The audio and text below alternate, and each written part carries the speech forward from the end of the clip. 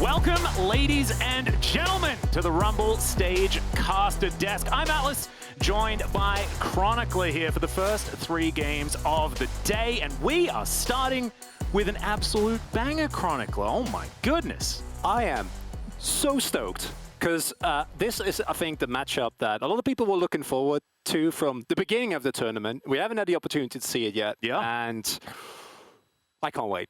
I can't either, and there are so many different opinions when it comes to this match as well. I think we all know what Dagda's is. I think he thinks that his team going 8-0 was definitely enough to put RNG over the line. I'm not necessarily convinced just yet, but I was having a chat backstage to a few of the people here that are going to be on the desk for the Korean broadcast. Yeah. And yeah, there are some people that think RNG are going to win as well. And we're in Korea, so it makes it much more difficult to call. And I think that we're going to have to put our biases aside for this one and just see who is going to be able to leave it all on the Rift, as we are very, very quickly approaching Champion Select for that game number 1.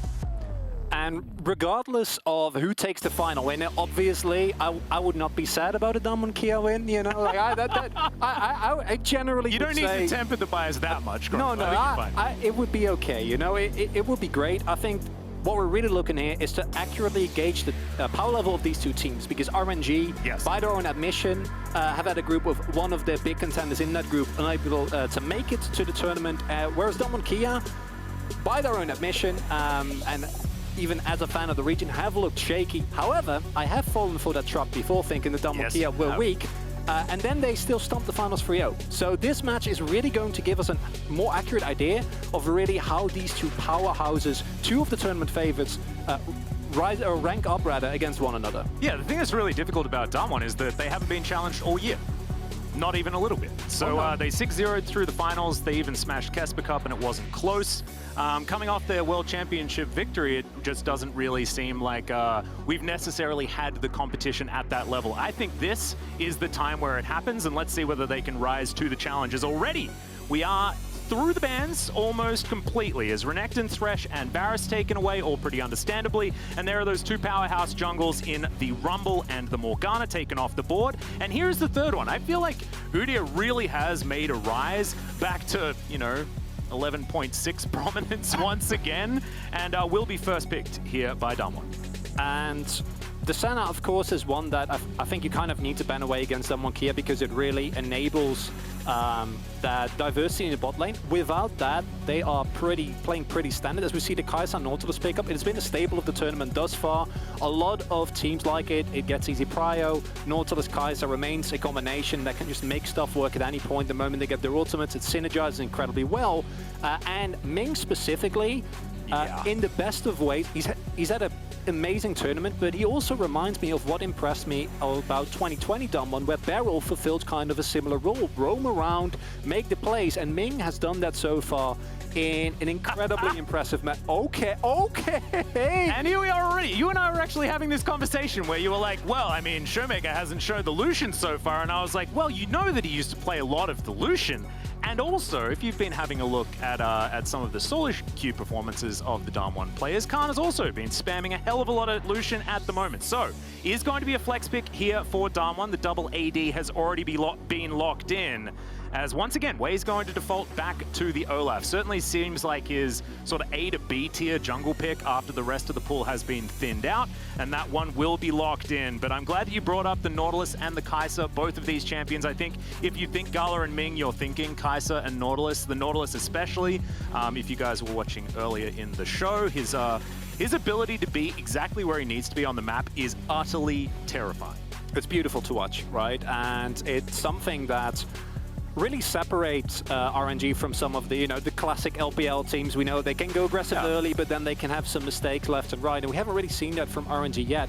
This Lucian pick is so interesting to me because it is something you need to respect Xiaohu on that Lucian. We've seen what level of power, how performances he can have on that pick, and I honestly expected Damwon KIA to just ban it, not pick it away here, and this is already a really big pivot because thus far ShowMaker has mostly played, you know, the classic ShowMaker champions, is AP carries that he loves so much and that we, as LCK casters, have gotten a little bit bored of. Yes, we've definitely gotten used to him spamming Secret every single game. He plays Zoe as well, so that That's 2. Yes, there we go. 2. Yes. Boring picks for ShowMaker there in the mid lane. As the Lee Sin is banned in the second round. This is actually something that we probably should have spoken about a little bit earlier, and we need to apologize to everyone at home. But Lee Sin, of course, an extraordinarily high priority pick at the moment, and just basically overlooked until the 5th ban from Damwon's side. And this is a pick that you were talking about. The Gragas will be locked in here by GALA for one of the roles on RNG. Yeah, of course, it is still swappable. The expectation is that it would go towards top side. Of course, with the Nautilus already picked up, I support Gragas not really gonna happen. Interesting here is that the Gragas has completely fallen off just of the fact that he got a nerf on his E, right? And it wasn't even, not everyone was going E-Max. There were plenty of Q-Max Gragases that we saw, and I'm actually of the opinion that it's still a very versatile pick.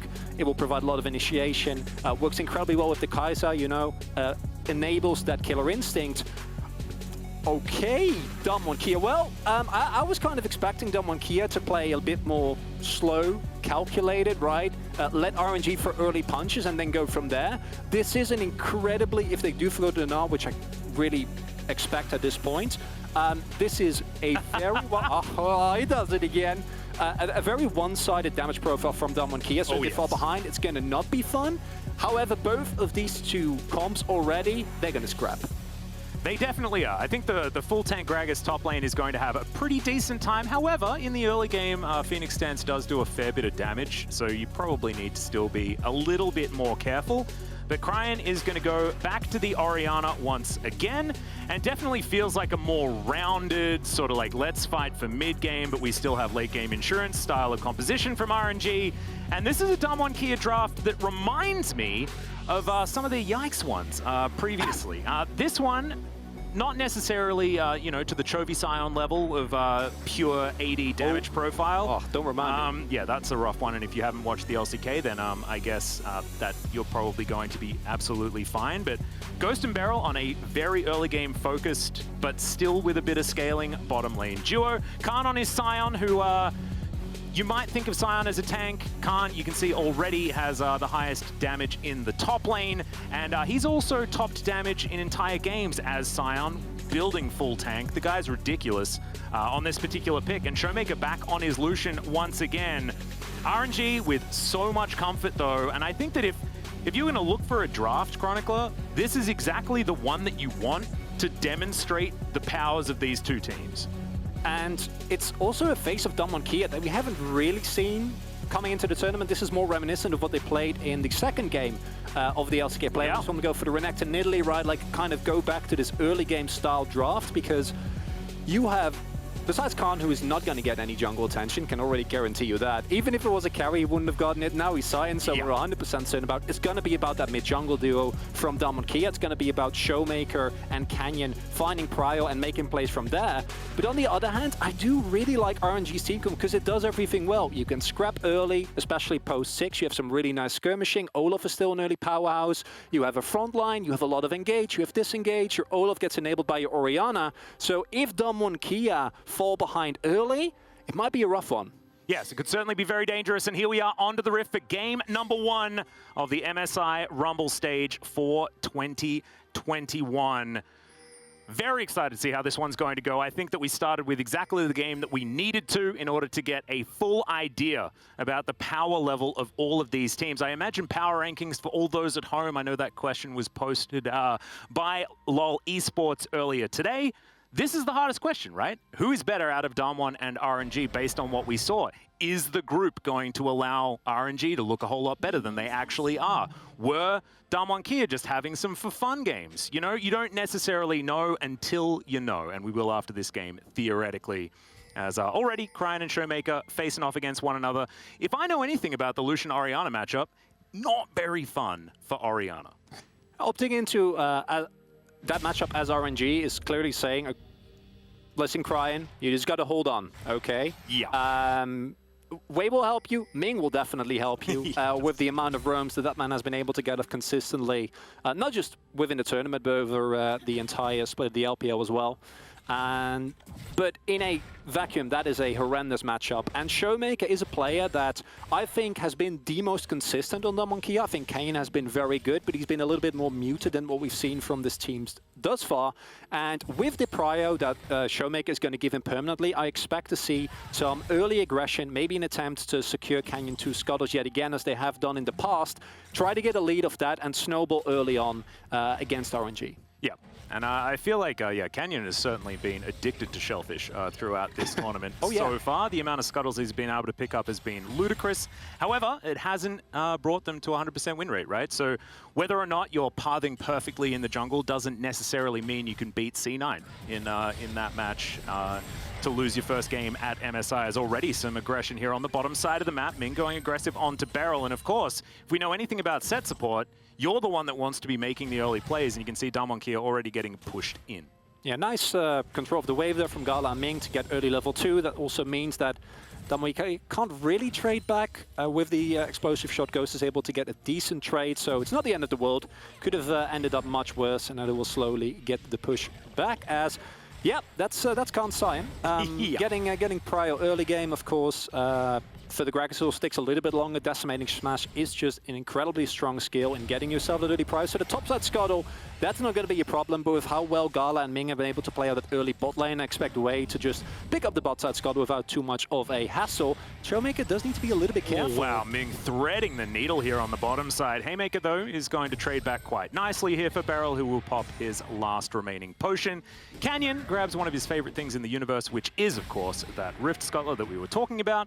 And he's now cruising towards that top side to be disappointed by the lack of Krugs, although he doesn't actually check it, and we'll just go back home instead. ShowMaker clearing out wards thanks to the Scryer's Bloom that Canyon just put forward.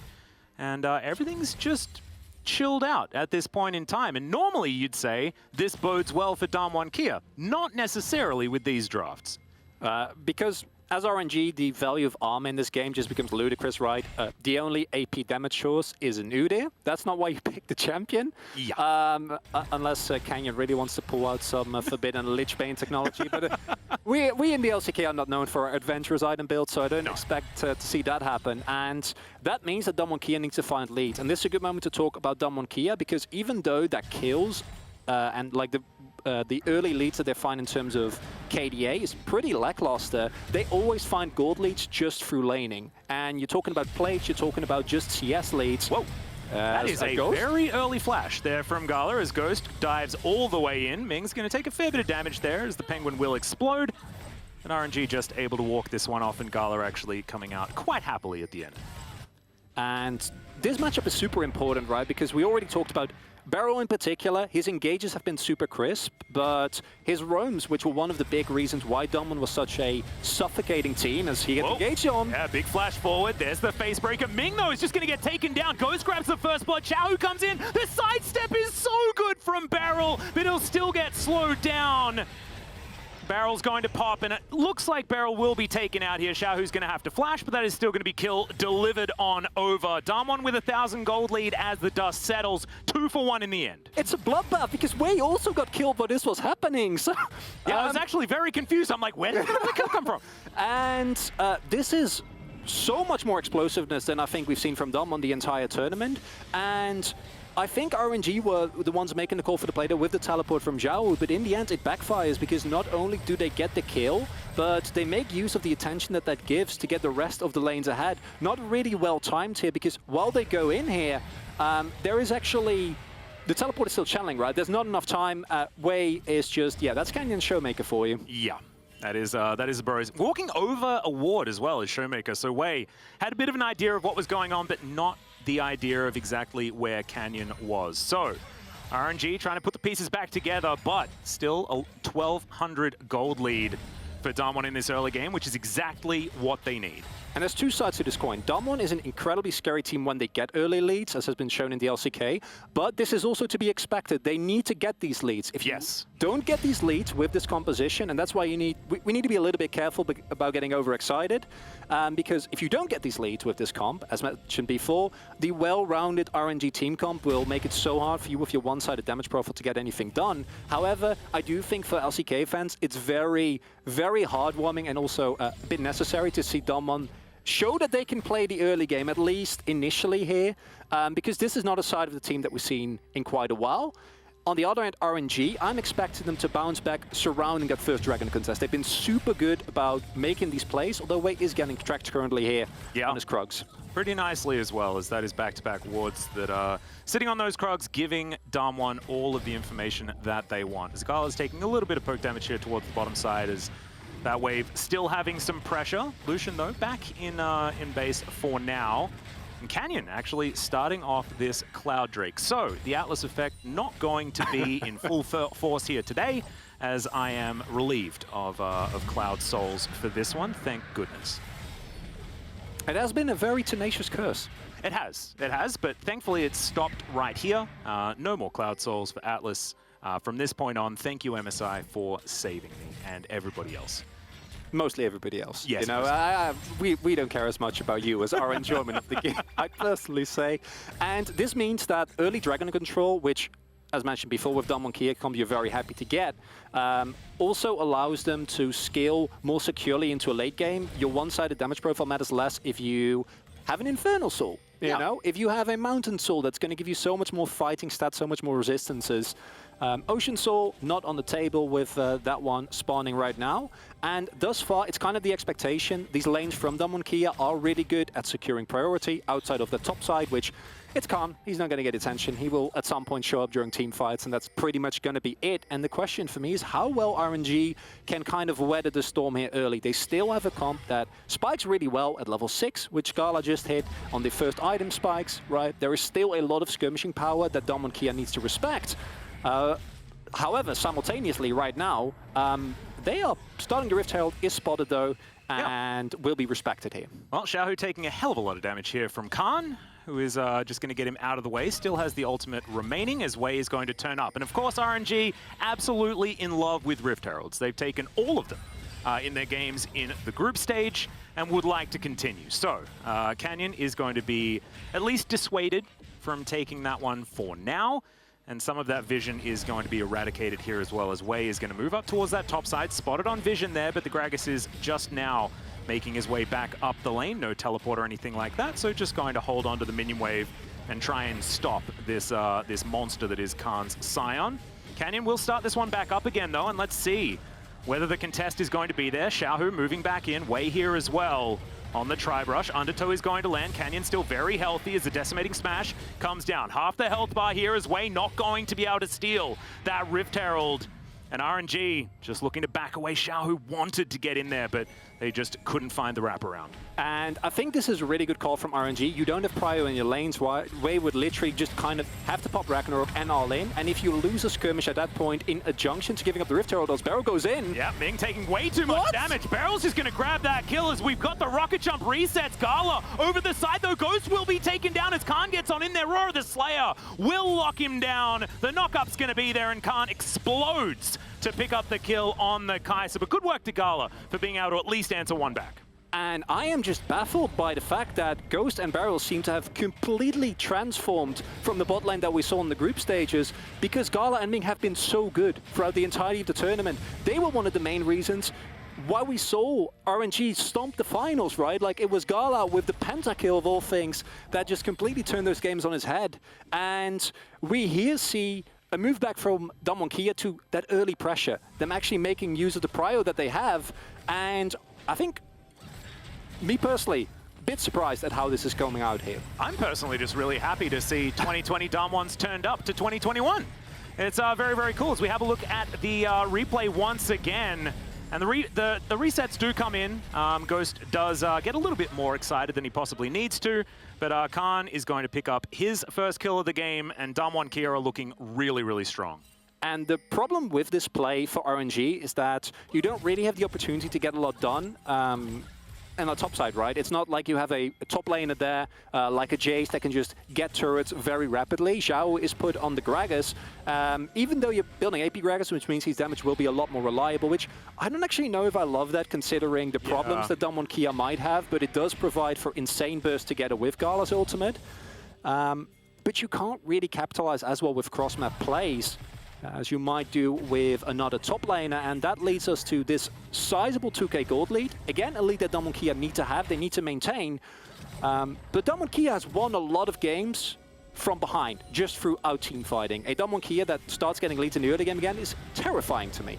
Yes, me as well, as Wei's going to come through. Khan doesn't have his ultimate quite available just yet. Going to have to flash through the wall. Manages to nail the fat one right there. Very nicely done. But that is still flash down for the top laner of Damwon Kia.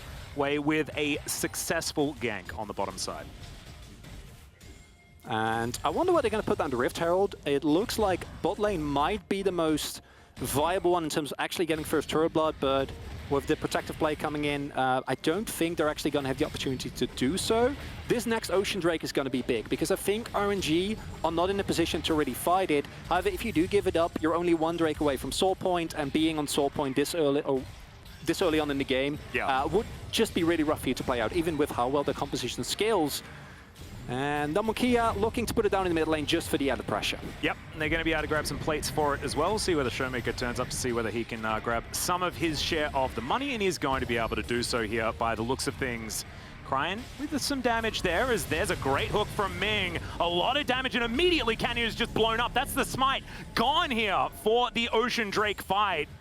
Damwon Kia going to have to back away. This is a big misstep for the world champion. And it's a beautiful hook from Ming that it sets to the play. Damwon Kia getting greedy. There's no reason, besides getting that ward, for Canyon to push that, to path that way. If he just paths back together with ShowMaker, there's no way that they can ever get on him. Instead, this is a huge dragon for RNG, because this buys them so much time further into this game, because it means that, as we see, the Mountain Soul is going to come through. A Mountain Soul Sion is not fun to play against. No. And that is now way further away than it otherwise would be. And this is another reason why I would have really liked the tank Gragas as well, because, you know, you layer that on top of the Mountain Soul, plus the fact that armor does have so much value in this game.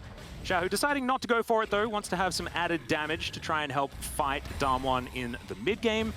You can't fault him for that either, as he's just going to pick up this wave as it crashes towards his turret. Slight advantage there for Khan. If we have a look at the CS, only about 10 in the jungle, as Canyon, of course, was punished there a little bit, but it's a 30 CS lead for ShowMaker. He is dominating. He is at 170 CS at 14 minutes. Yeah. That's a lot. Yeah. That's Chovy territory, you know? Like, yeah, I was going to say, like, the Chovy-ShowMaker debate is going to restart again. Of course, Chovy not here to defend himself, though, so I guess we're not allowed to do that right now. But you can see ShowMaker rolling in the money right now. The total gold on the left of your screen right there, certainly demonstrating that one. What I am really happy to see, what we saw from RNG there, is that RNG is not afraid to still contest. I think a lot of other teams might not even look for the opportunity there. I think if Damwon Kia actually makes it into the river, there's no way that as RNG you really want to go for that. At that point, you're kind of flipping it with the 2k gold lead, the item spikes that Damwon Kia has already hit. But I am very happy that the reason why that play works in the first place is because they are there. They are there to punish Canyon if he paths greedily, right? And it leads them to a situation where now Damwon Kia has a great lead, but it's a lead with a caveat. It's always weighed against, is it enough? Are they going to be able to make it work? Are they going to be able to really hit the crucial level of Snowball? Cryin might get dove here. Yep, Canyon dives on underneath there as Cryin is going to flash. Canyon just going to drive by, and the teleport coming through from Xiaohu will cancel the aggression, but still a lot gained there from Damwon Kia, even though they didn't get a kill. That is a free summoner that you're very happy to take.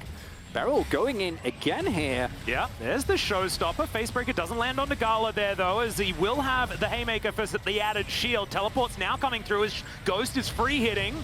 Canyon off towards the side. Khan now trying to frontline, but it's 4 versus 4. Wei comes in. There's the shockwave only onto Khan, but they are going to be able to get through that big Sion, and Damwon Kia not going to be able to answer. And again, it's a play set up by Damwon Kia, but it's RNG that punished beautifully here. Gold lead now, still roughly the same, just due to the fact that they were not able to get anything more besides Khan. But I'm surprised that Damwon Kia goes for that with Canyon not there. If that Udyr is already there, it's way easier to really get anything going. Instead, it's an even trade, not really something you're looking to take here as Damwon Kia. No, not exactly. And this is some signs of the BeryL that we saw in the group stage, right? You know, stepping forward a little bit too often, not necessarily having his mind on the play. And let's see whether he continues to play this way or whether he's going to be able to shore some things up. Because I think that in this game, particularly, I was looking at the bottom side of the map. I think Ming and BeryL, Ming's been overperforming. He's still been playing like an absolute beast. And BeryL, who we've been touting for many years, is a fantastic support player and does love his roams, loves to make plays, but maybe making a few too many of them in this particular tournament. That being said, Damwon Kia will be able to take away the second Rift Herald of the game, and should be able to use that in order to get some extra map pressure. And first turret blood has not been picked up yet. Xiaohu. Nope, yeah. Never mind. Not going to look for BeryL just yet. Ships in the night by the looks of things, as there's the BeryL going to be using the flash in order to taxi BeryL out of danger. But still, flash for BeryL, you'll take that every day of the week. Flash for BeryL, force with a BeryL. Yeah. You'll have to see it, and okay. Oh, BeryL. Yes, again, taking a little bit too much damage here as the hook is once again beautiful from Ming. Cryin going to be able to lock down that kill, and that will give RNG the kill advantage for the first time this game. Now the gold lead is slowly becoming smaller and smaller. Canyon going in. Yeah. Okay, not going to be able to find anything just yet. Dredge line just going to be used to get Ming out of danger. And Canyon's going to put down this Rift Herald. 30 seconds on the first Mountain Drake of the game. And this one, Damwon Kia has to get, because if RNG are able to stack up Mountain Drakes, I just don't see how this composition is going to be able to go the distance. But it looks like RNG not too interested in getting control of the area. And to be perfectly honest, even just getting one of these Drakes was huge for RNG to stall out this game. We do see that not everyone in Damwon Kia has been able to go back to actually make use of the gold that they got, whereas RNG, they all just got fresh backs in. They saw turret is gone, not going to be able to use it, going to go back with everyone and try and contest this Drake. And this is a crucial point in this game. If Damwon Kia pick up this Drake and can get closer towards that soul, at the very least deny it from RNG, they're in a good spot. They need a decisive teamfight win here, but RNG has been playing these skirmishes so well. Yeah, Wei going to move back into this brush. In position right now is Ming coming through from the bottom side. Ward's going down, control ward now removed as Wei is a little bit more blind than he otherwise was. Damwon Kia now halfway through this dragon. Xiaohu going to move on around. Cryin just turning up now as GALA is in position. Likely to be a 50-50, but Wei is a little bit too far away, and the Drake is going to be taken there by Canyon. But can they win the ensuing fight as the Sion is thrown around like a ragdoll and taken down before the fight has even really started? Shockwave comes down. BeryL's also dead. 2 kills for the Drake. And I don't know if that's a trade that you'll take, as Damwon Kia, really well played from RNG yet again. They scud in and out of the effective range. If Damwon Khan goes in with an ultimate, doesn't really hit anyone, BeryL doesn't hit the face breaker on GALA. And as a result, we slowly see this Kai'Sa getting more and more fat. The gold lead, not as big as you might like to see. It used to be 2K, it's now down to 200 gold, which is basically negligible. And I think these Drake fights are going to become more and more pivotal. And Damwon Kia just not looking like the dominant team that we're used to seeing. Whereas RNG, they were tested clearly a lot more than they have been up until this point, but still matching Damwon so well. Yeah. And to be perfectly honest, looking better at this stage of the game. As we can see in this replay once again, Khan gets turned into the zombie far too early. And it's understandable, he's doing that on purpose to create space. The real problem is BeryL, because I think if you just sack Khan there, it's fine. BeryL can walk out and you can leave it at that. And you don't give over 2 kills to GALA, right? What happens instead is Damwon Kia seems to be unsure of whether or not they actually want to engage. So BeryL also walks forward, like as mentioned, doesn't hit a face breaker, and then he just also kind of dies. And these are the kills that are really going to become problematic as RNG's, as you can already see, have scaled into this super scary teamfight comp. You have backline dive, you have frontline, you have engage, you have a ton of damage. Oh yeah. And for Damwon Kia, I'd be a little bit worried, if not knowing that this team is also insane at teamfights. I'm just happy that this game is as close as we want it to be. This is 2 of the tournament favorites taking one another on. And with Damwon's form in the group stage, you might have thought, is it really going to be close? Thus far, game is delivering. Well, we'll see exactly whether Damwon can find some more advantages here, or whether they can make this composition work in the late game. When it comes to compositions, Damwon does like to sort of warp our expectations. They sort of turned a Nidalee Renekton composition into a late game comp in their last final. So we'll see whether that can happen yet again. But against RNG, I think it is a very different story. Especially in the LPL final, it felt like RNG was like Super Saiyan Gen G.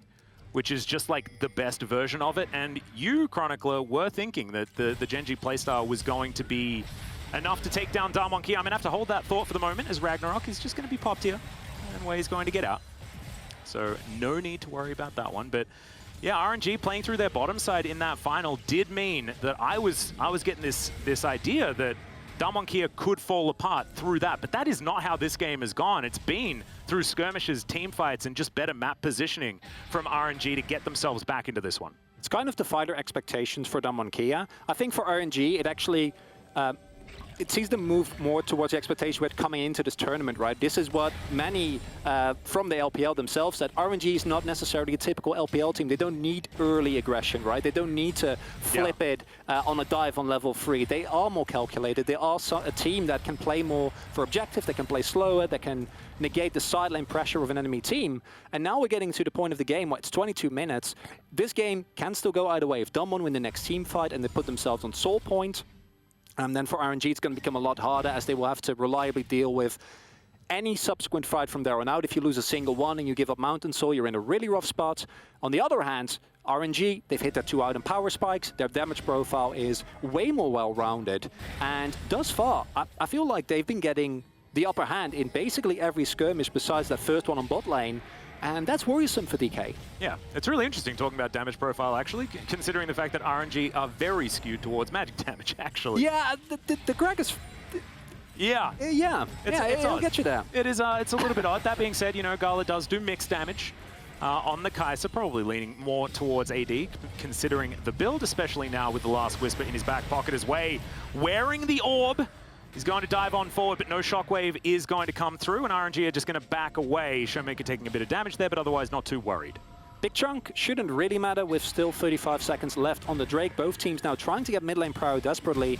Mid lane Prow turn it in as they go in. Yeah, flash on forward there from Xiaohu, and immediately the Tristana pops. ShowMaker's here though to be yet another AD carry. Xiaohu is delivered over to him, and they grab their first kill of the fight. 3-man shockwave though for Cryin, but is it going to be enough to do the damage they were looking for? It's Canyon running around being a nuisance. ShowMaker still at full health as GALA and Cryin now trying to turn this one back. Wei off towards the side, trying to come on back in as BeryL once again going to fall down. Khan gonna flash away. Soul Furnace gives him that shield, but now Canyon forced to run. GALA trying to find more, not gonna be able to find the last Void Seeker, but RNG have bigger health bars now than Damwon Kia as the dust settles in a 2-for-2. What a ludicrous fight here. When Ghost got picked off, I thought it was immediately over. They're able to somehow claw their way back. Still going to go for a catastrophe. Teleport comes in. Yeah, big old teleport here from Khan to make his way forward. Doesn't have the train available, as we've got backs as well. The Orianna does have teleport,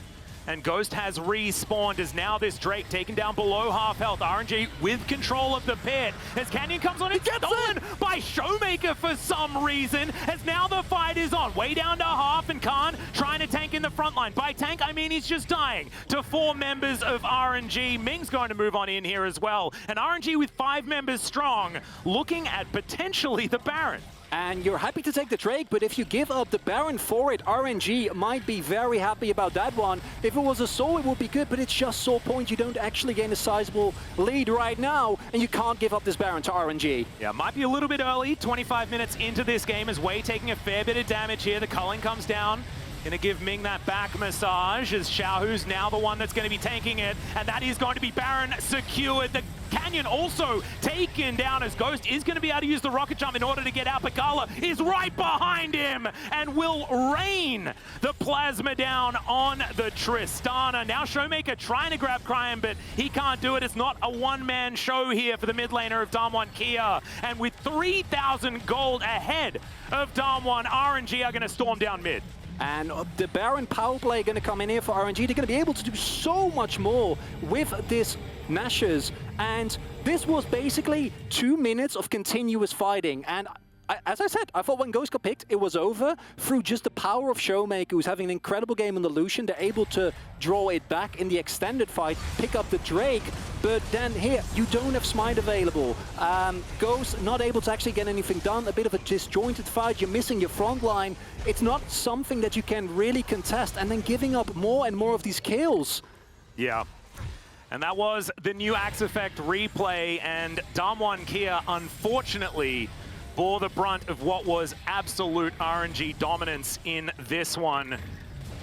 And look, they're now at the inner turret, and I think that maybe the use-by date needs to be spoken about here for Damwon Kia. This composition, it's not going to get better and better or anything like that. And this Red Bull Baron power play is only extending over 3,000 right now. And I'm expecting this not to be the end of it, as the first inhibitor will be taken down. ShowMaker finally backing.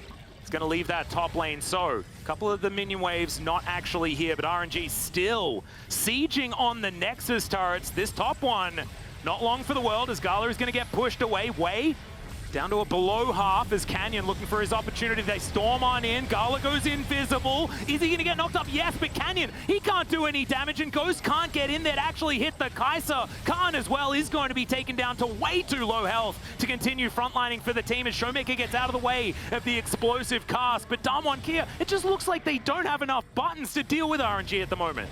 And they are lacking away to get on top of them. The Nexus is going to be open, Atlus. Yep, Canyon once again going on in, has to flash out immediately though, and Cryin goes golden, avoids the knock-up there from Khan, who will be taken down. The Tristana again enters the death chamber, and this is it. RNG will take down the world champions in game one of the Rumble stage. And what a beautiful first game here between these two teams, because it was a fist fight from the beginning. Damwon Kia looking way better in the early game than we've seen, but one consistent thing for us LCK fans has been Damwon Kia. The team fighting is insane, and RNG shows, sure, but we're better because the way that they're able to consistently out-skirmish a team that has shown such consistent performance in those teamfight stages is incredible.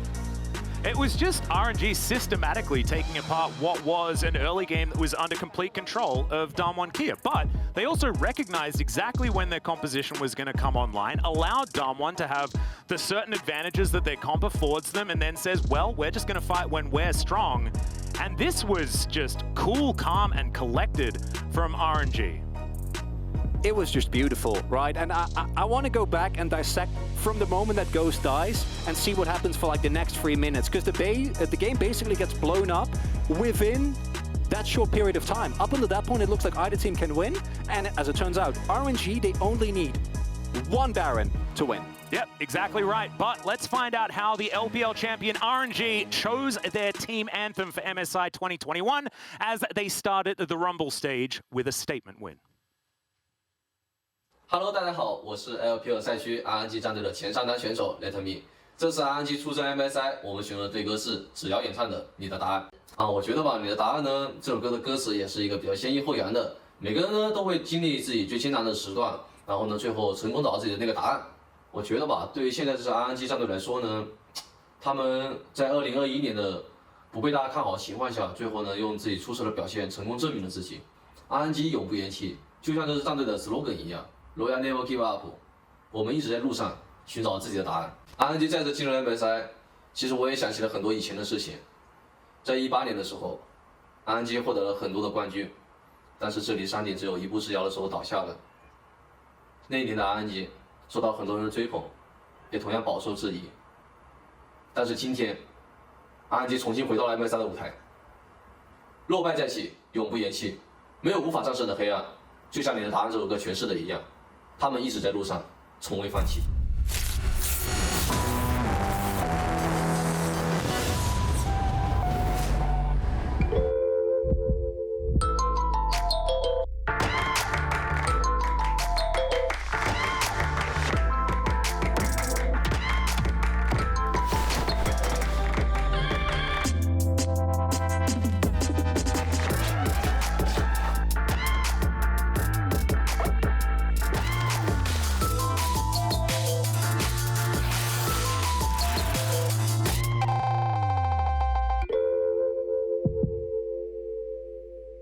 Dear me, I just wanted to tell you that soon, everything you know will change.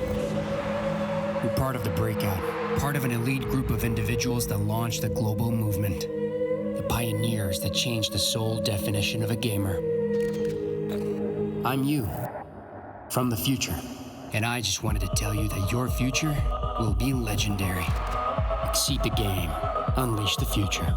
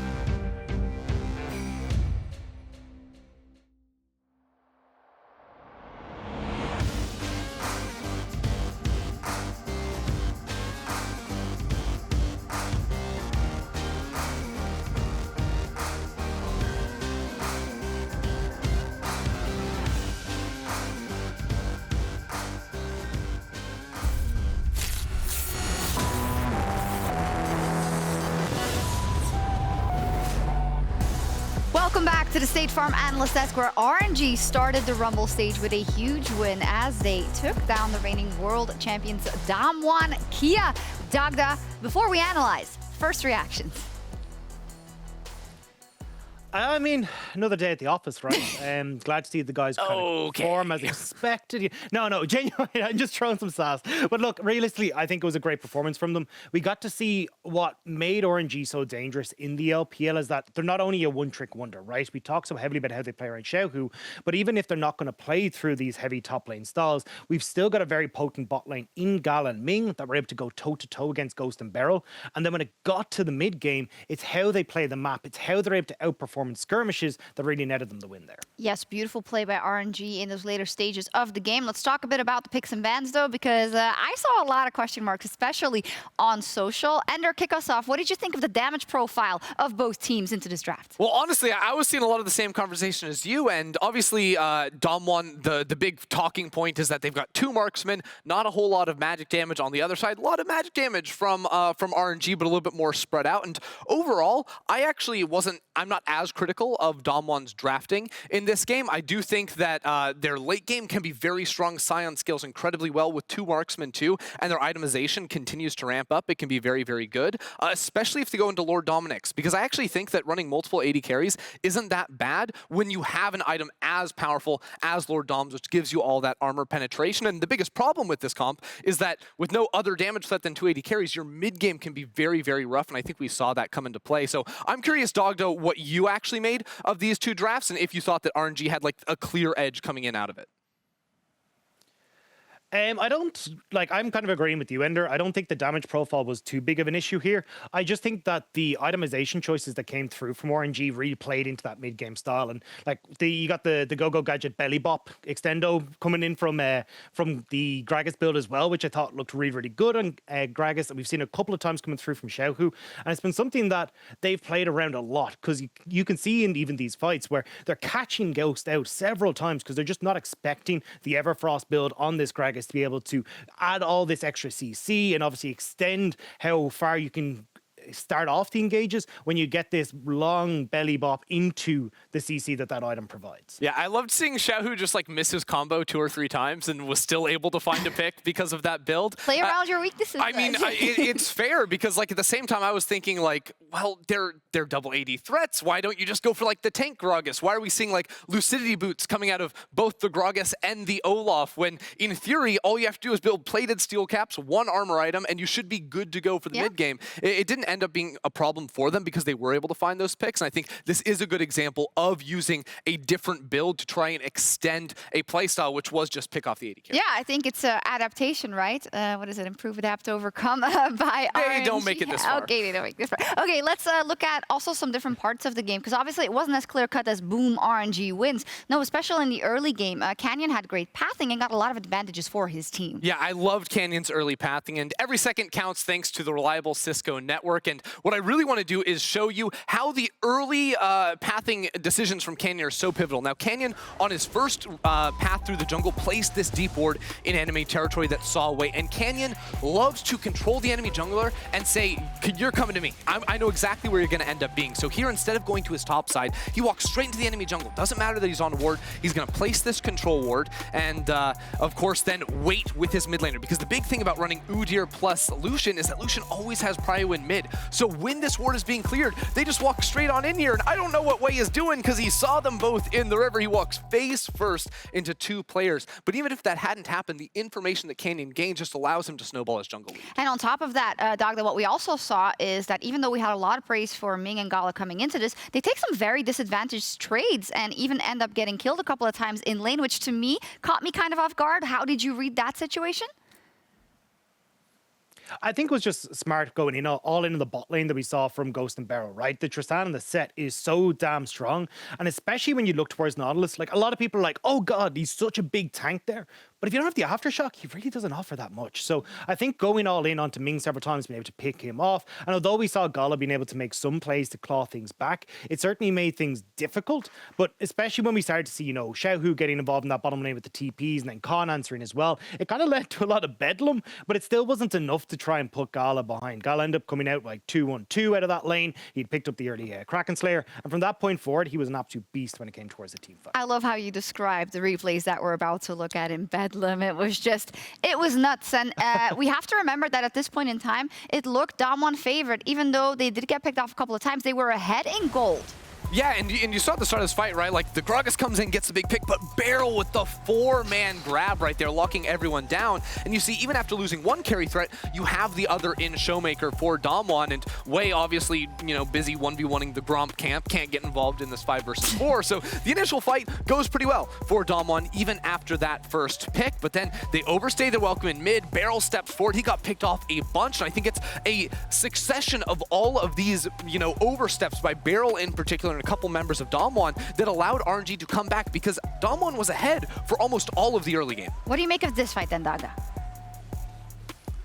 Yeah, I 100% agree with Ender, and it's actually something that I think was a big criticism of them in the LCK finals, and it was something that I actually thought a lot of teams would punish coming into MSI as well, is that they don't really set up for objectives very well. The resets are a little bit messy, the vision control isn't quite there, and when RNG is a team that plays so heavily around their vision and also looking for these picks and trying to control the map, if you give them the opportunity to play this style, they're more than happy to go with it. So I wouldn't be surprised if teams now start to look at this and go, right, if Damwon aren't really setting up for objectives well, maybe we can look to make picks onto Ghost, onto BeryL, and even Canyon in certain situations to bring us in towards an advantageous spot. Look, the early game was controlled just like Damwon would have liked to, with ShowMaker getting a huge CS lead in mid. Canyon controlled the early game, but ultimately, when it came down to the mid, RNG were able to drag Damwon into their playstyle a little bit and continue to seek out these picks. So if Damwon want to succeed, they need to maintain composure in those situations, because it really did look like, even in that play, they're just full throwing themselves into the Baron pit when Sion's dead and Khan was unkillable, it seemed like, in a lot of those fights, and you can't be doing that. You can't be doing that, but I do want to give a bit of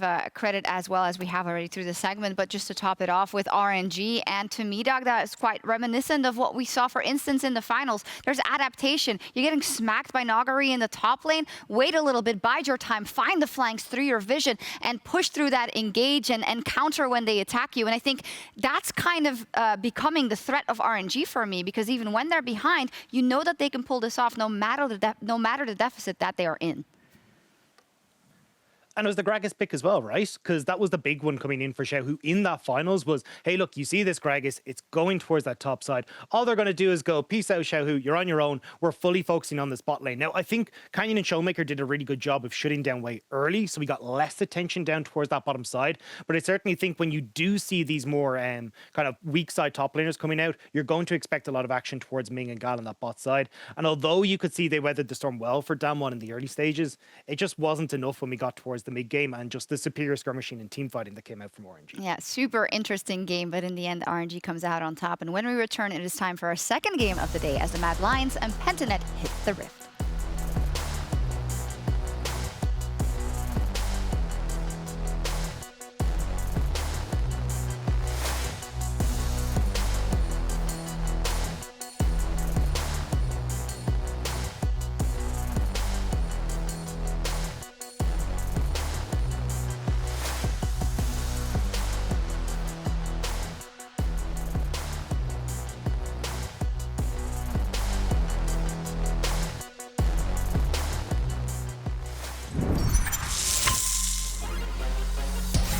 I think right now, as a Mad Lions, we have chance to be MSI champions. We are not maybe the greatest players as individually, but as a team, I think we are really one of the top teams. Yeah, so there's three things you need to know about me and Chaz. Is that 1, we're going to send it. 2, we're going to send them to the ranch. And 3, we're going to get solid bowlers.